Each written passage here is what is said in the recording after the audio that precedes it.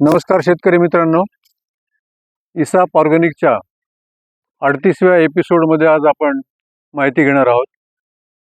सर्वात प्रथम मी सर्व शेतकरी बांधवांना, भगिनींना, महिलांना मकर संक्रांतीच्या हार्दिक शुभेच्छा देतो आणि सर्वांना या निमित्त या जानेवारी 2025च्या जानेवारीच्या शुभारंभ प्रसंगी विनंती करतो मनपूर्वक की कृपया रासायनिक शेती सोडून इसाप पद्धतीने सेंद्रिय शेती सुरू करण्याचा प्रयत्न करावा.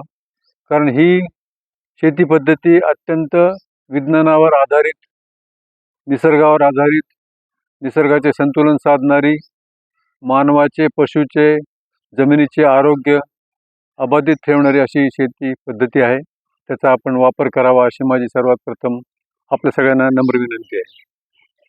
आता आपल्याला जानेवारी महिना सुरू झालेला आहे. खरीप आणि रब्बी हंगामातले पिकं आपण घेतलेले आहोत आणि उन्हाळी हंगामामध्ये आपल्याला पीक घ्यायचं आहे.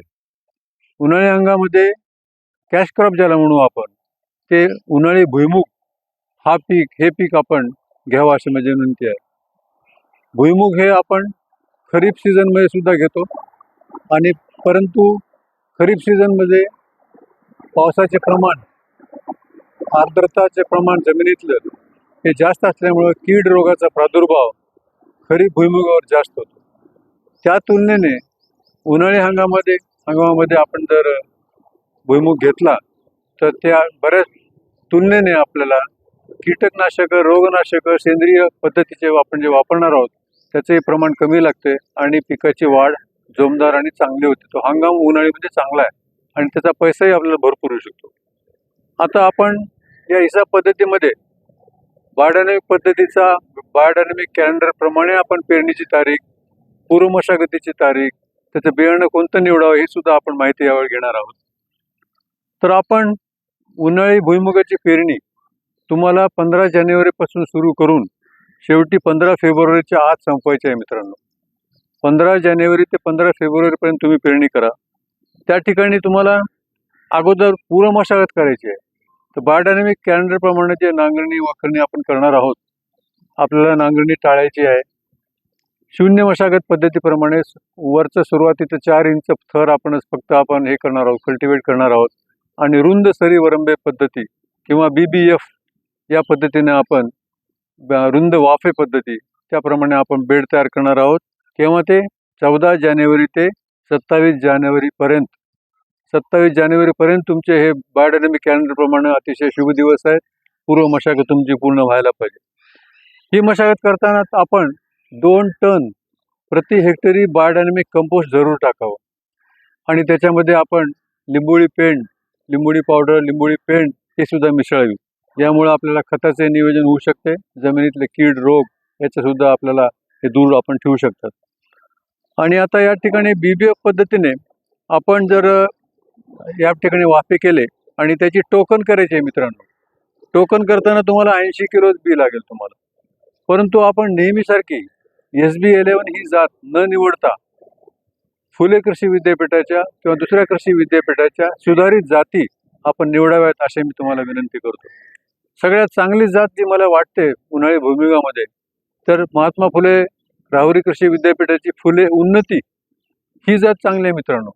4 महिन्यात पीक तुम्हाला हातात येईल. 30 ते 35 क्विंटल उत्पन्न तुम्हाला प्रति हेक्टरी जरूर मिळेल. आणि विशेष बाब म्हणजे याच्यामध्ये 52% तेल आहे. SB11 मध्ये 49% तेल आहे. तेलाचे कारखाने किंवा खरेदीदार किंवा तेलाचं प्रमाण बघून त्याचा भाव ठरवतो. तर फुले उन्नतीमध्ये तुम्हाला 52% तेल असल्यामुळे तुम्ही जरूर निवडा. 4 महिन्यात तयार होईल. साधारण 30 ते 35 क्विंटल हेक्टरी उत्पादन तुम्हाला मिळू शकेल. अशीच एक दुसरी जात आहे. ही समजा उपलब्ध नसेल तर मित्रांनो JL 501 ही सुद्धा जात तुम्हाला 10 दिवस अगोदरच तयार होईल. 110 दिवसात येते ती. 110 ते 115 दिवसात याचंही उत्पन्न तुम्हाला 30 ते 32 क्विंटल प्रति हेक्टरी मिळू शकेल. याच्यात सुद्धा आपल्याला 52% तेल आहे. समजा या दोन्ही उपलब्ध झाले नाहीत तर तिसरा पर्याय तुम्हाला JL 776 ज्याला महात्मा फुले कृषी विद्यापीठाने फुले भारती नाव दिलेलं आहे. ते सुद्धा 115 दिवसात तयार होईल. 4 महिन्याच्या तुम्हाला पीक हाताशी येईल. त्याचंही उत्पन्न तुम्हाला 35 क्विंटल जरूर मिळू शकेल. याचं तेल फक्त थोडंसं 48% आहे. याच्याशिवाय तुम्हाला दोन आणखी जाती नुसत्या नामनिर्देश करतो, TAG-24 किंवा TG-26 या जाती तुम्ही निवडा. त्याला तुम्हाला 80 ते 100 किलो बियाणं टोकन करण्यासाठी लागत. आणि एक गोष्ट मात्र जरूर करा, हे बियाणं पेरताना पंचगव्याची प्रक्रिया आपण जरूर करावं. पंचगव्याची प्रक्रिया अत्यंत आवश्यक आहे. ॲझो, रॅझो, PSB हे नेहमी आपण लावतो, परंतु मला नेहमी स्वतःला अनुभव आलेला बीज प्रक्रियेसाठी अत्यंत उपयुक्त निविष्ठा जी आहे, जी बऱ्याच कामासाठी आपल्याला उपयोगी आहे, ही पंचगव्य ही निविष्ठा आपण घरच्या घरी तयार करू शकता. आणि हे पंचगव्याची प्रक्रिया आपण बियाला लावून सावलीत वाळून त्याची टोकन जरूर करावी असं मला विनंती आहे. बऱ्याच वेळेस आपण टोकन करताना अंतर कमी जास्त ठेवतो. याला योग्य अंतर कोणतं आहे, तर आपल्याला 30 सेंटीमीटर बाय 10 सेंटीमीटर एवढं अंतर ठेवून आपण टोकन करावी, म्हणजे झाडाची संख्या सुद्धा चांगली येते. आता तुम्हाला प्रश्न पडला असेल की हा कॉस्मिक एनर्जी किंवा बायोडायनॅमिक कॅलेंडर प्रमाणे योग्य तारखा, सर्वोत्तम तारखा कोणत्या आहेत?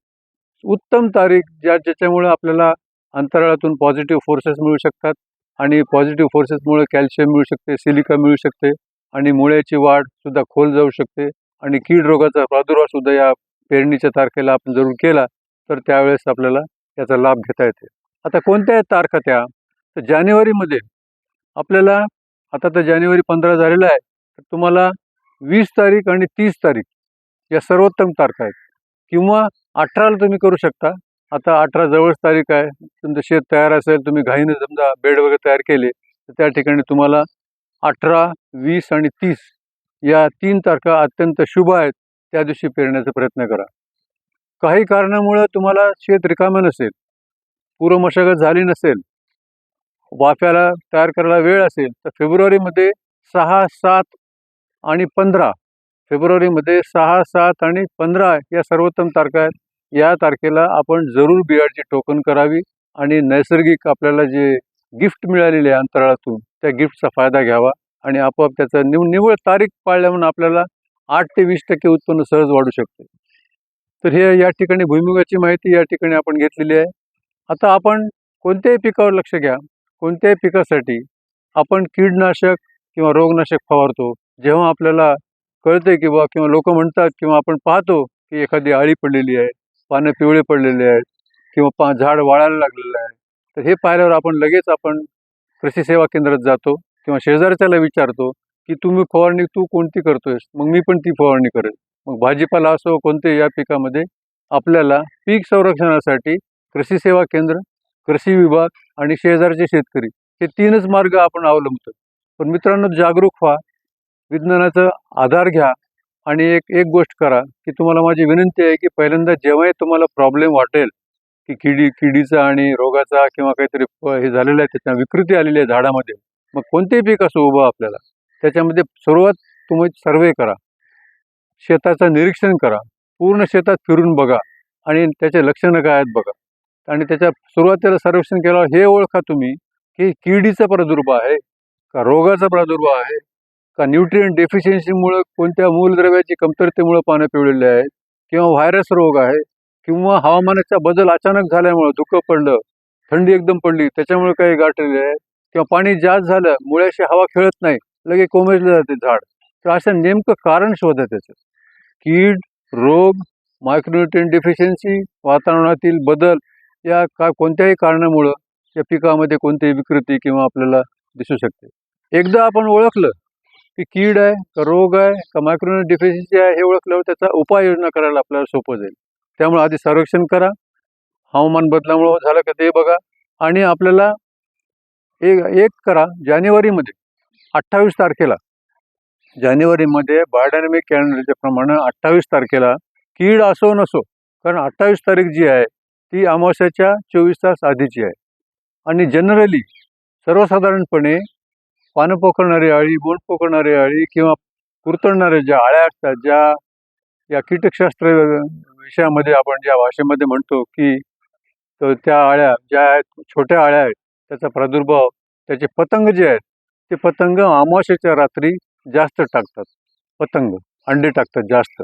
अमावस्याच्या आदल्या दिवशी तुम्ही दशपर्णी किंवा लिंबोळी अर्काची फवारणी जर केली तर आपल्याला कीड असो नसो, अमावस्याला जेव्हा पतंग अंडे टाकायला येतील त्यावेळेस ते पतंगाला कडू वास येईल आणि तो बिलकुल दुसरीकडे अंडे टाकेल. त्यामुळे 28 तारखेला 28 जानेवारीला एक तुम्ही फवारणी करा अशी माझी विनंती आहे.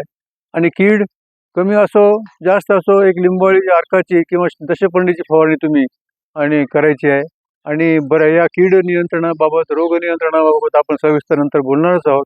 पण एक प्रिन्सिपल लक्षात घ्या, मूल तत्व असं आहे की आपल्याला 100% कीड किंवा 100% रोगाचं नियंत्रण करायचं नाही. त्यांना आटोक्यात ठेवायचं आहे. आर्थिक नुकसानीच्या पातळीच्या आतमध्ये त्यांना ठेवायचं आहे याचं प्रमाण. ते पहिली गोष्ट. दुसरी म्हणजे झाडामध्ये अशा निविष्ठा वापरून आपल्याला प्रतिक्षमता किंवा इम्युनिटी तयार करायची आहे जेणेकरून कीड रोगाचा प्रादुर्भाव पडणारच नाही त्याच्यामध्ये. त्यासाठी आपल्याला जमीन सशक्त करणं महत्त्वाचं आहे. पिकामध्ये कीड रोग प्रतिकार क्षमता निर्माण करायची आहे. या सगळ्या आपल्याला या जे उद्देश आहेत याचे पूर्ण उद्देश करण्यासाठी इसाफ सेंद्रिय शेती पद्धती तुम्ही जरूर अवलंबा. त्याचं प्रशिक्षण आम्ही घेत असतो. जरूर मला संपर्क साधा आणि काही प्रश्न असेल तर मला विचारा. आपण या सगळ्या गोष्टीचा अवलंब करावा अशी मी विनंती करतो आणि आपली रजा घेतो. धन्यवाद.